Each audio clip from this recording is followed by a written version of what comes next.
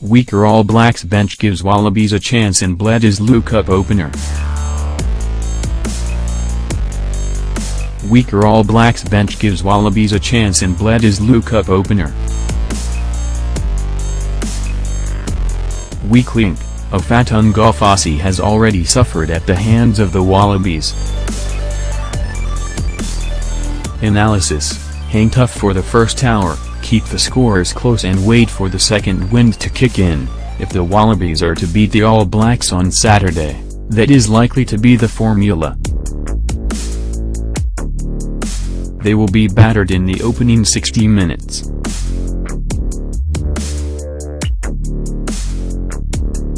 Forget about the tales of brutal Wallabies training.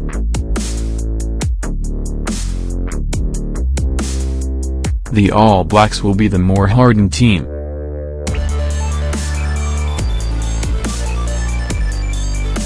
Their players went far deeper into Super Rugby, and all the hill running in the world is no substitute for the match conditions and hard contact the Kiwis have been through. Ardie Savea is arguably one of two All Blacks bench players that are stronger than their opposite numbers, writes Paul Cully. But if the All Blacks are not out of sight by 20 minutes to go, the Wallabies have hope. It is then the Wallabies' preparation, if it has been genuine and not excessive, may bear fruit. Whatever the Wallabies have to contend with on Saturday, they don't have to cope with Sonny Bill Williams off the bench like they did in the past. Even the possibility of the Wallabies getting close will be deemed a fantasy by some.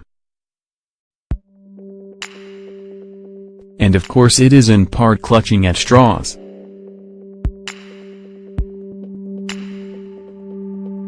But it is also pointing out a truth.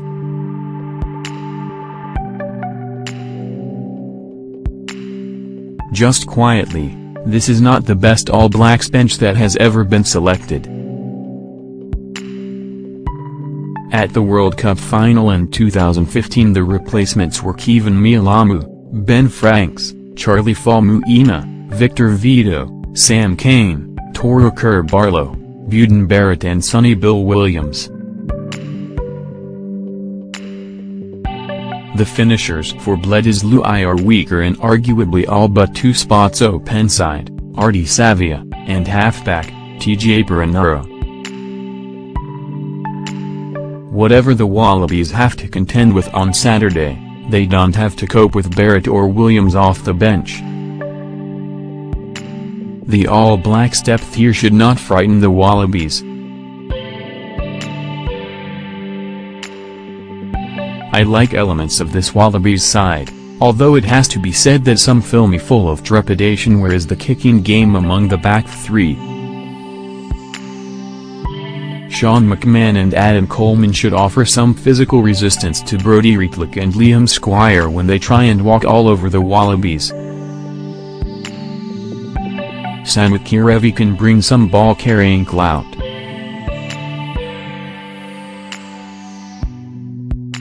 But it is when the game goes deeper, if it is still a contest, that things become interesting. There is impact from that Wallabies bench in the shape of Lapidi Taimani and Tevita Kuradrini and, potentially, just possibly, a hint of an opportunity at set piece.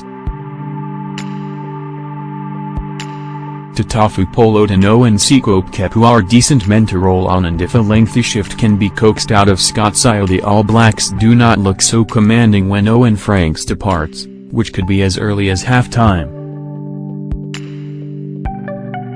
All Blacks bench prop Ardie has already suffered a bad night or two at the hands of Australian scrums. Paddy Ryan and the Waratahs demolished him in Auckland in 2016.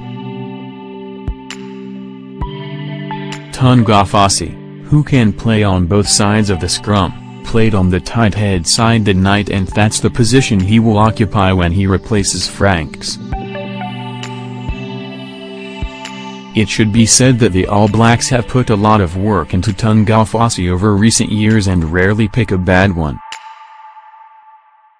Still, His most solid work at the top level has probably come on the loosehead side, against Ireland last year. Therein lies one opportunity.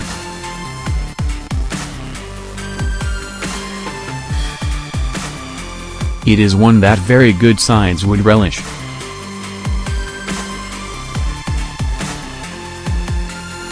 The scrum enthusiasts of the North would be rubbing their hands at that All Blacks bench. Still, to take advantage of it, the Wallabies will have to be accurate and disciplined from the outset. I exclude the word enthusiastic because that should be a given. If the lethargy from last year's opening Bledisloe is repeated, then we will really know that crisis has infected all levels of the game. No, I do not expect aggression to be an issue, so what we should be looking for is discipline. The last words ringing in the players before they go out is to keep the tackles low and to take a step back when Damian McKenzie comes for the high ball. There are yellows and reds around every corner in the modern game controlled by Northern Hemisphere refs. Get all of things right and you never know.